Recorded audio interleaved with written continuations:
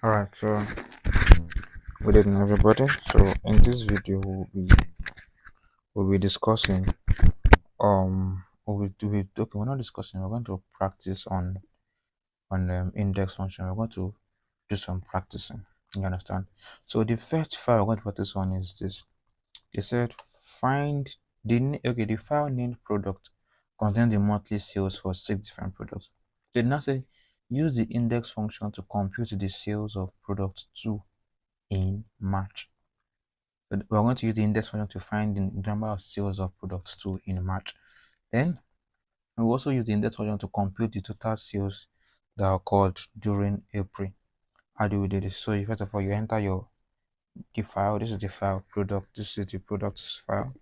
So they now said they said find the number of sales of product 2 that occurred in March. So it's first of all you want to name this table. Okay, first of all label it first.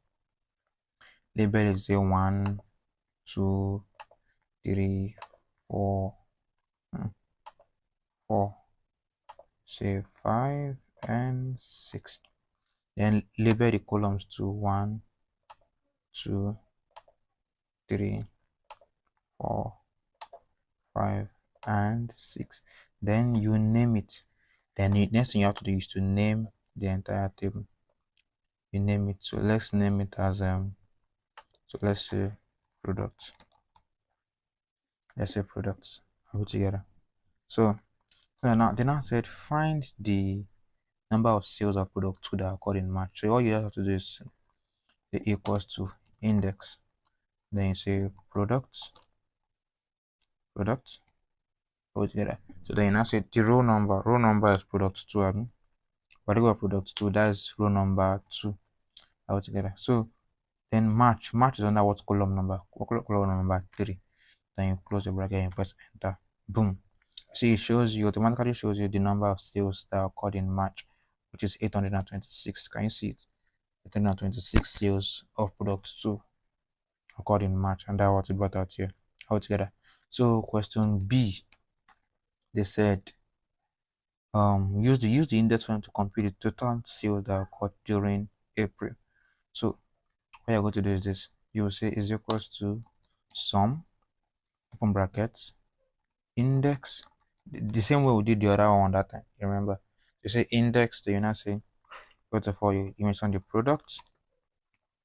Then they said the total number of sales that occurred in April 11. So you say row number 0, comma, then April is under what column number? Column number 4. And close the bracket. And press enter. That means what Excel has done now, it has automatically found the sum of the total sales that occurred in total sales that occurred in April. That's found everything for. So it simply did was find 14 plus 55, 30, and so on and so forth. Let's confirm if it's actually correct. So you say is equals to sum of the other one to confirm. Then close the bracket. Icing, okay.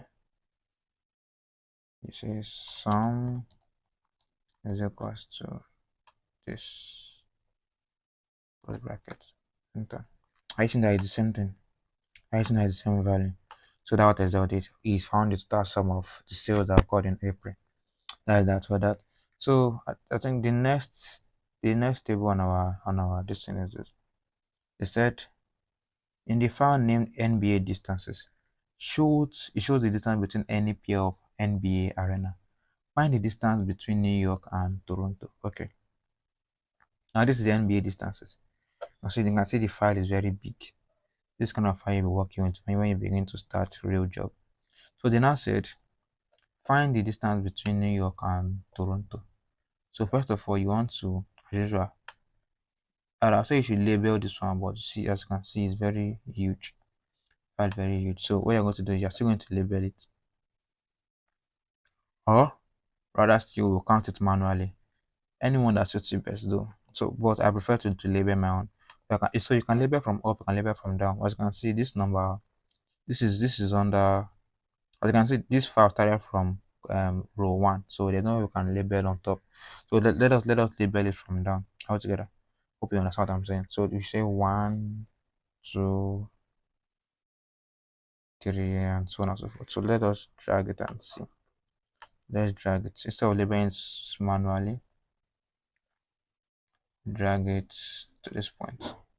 So as you can see, it's showing 1, 1, 1, 1. You can correct it and come here, click on field series.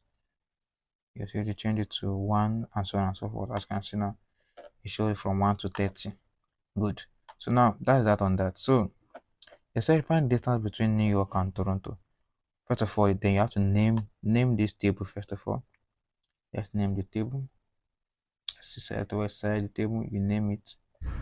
Let's name it as NBA. NBA. Good. NBA. So first of all, you say is equals to index open bracket. Then the order of the table NBA. Then what row number are we looking for? Toronto is under number what? Row number 28, as you can see. Row number 28. All together, comma. Then New York is under what?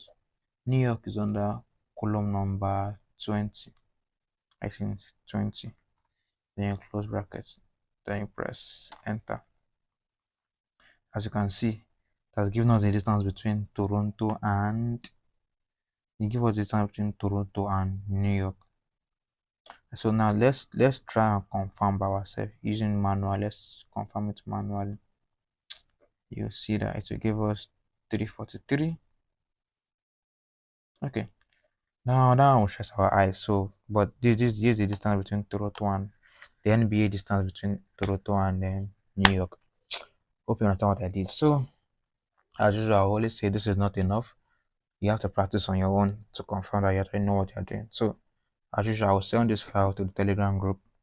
So you practice everything I've learned, everything you have taught you. You practice everything, and then I'll send this file. You do everything I've done in this video. You do it on your own, and then you submit it to my DM on WhatsApp. All right. Thank you very much.